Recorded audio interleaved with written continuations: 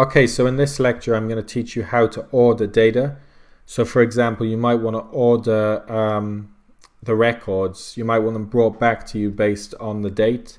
So maybe you want to see the newest records first based on a date column. So for example, you might want to bring back all the patients, but you want to bring back the ones that were born first before the ones that were born later.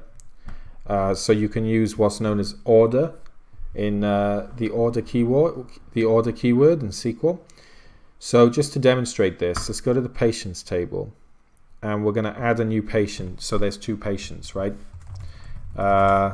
Just make it up. It doesn't really matter. And we're going to I'm going to set that to 1. Brilliant. So if we press go now, we can see we have two records. One was born on the 8th, one was born on the 1st. So if you press edit on your select all the columns from patients query here, and now just after it I want you to go order by patient date of birth, and then we're going to press go. So that gives us it in ascending order, right? So we get the 1st and then the 8th, right? Now if we press edit again and we did DESC straight after it, that means descending. So if we press go again, now we see the 8th first and then the 1st. So that's very useful, and you can do this for any column, by the way. I can do patient ID descending, press go, and now that brings me 4 and 3.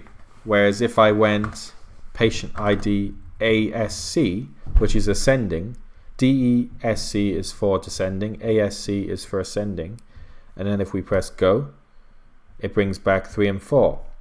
So this allows you to order your data, and the order by must always be at the end. So for example, if I went where patient ID equals 3, order by must always be at the end, press go, and there we go. If it's not at the end of after the where, it has to be after the where, and if it isn't, then you're going to run into problems. So make sure that it is always after the where clause. Yeah, so that is how you order data but in the database to bring back records in different orders. Very useful feature.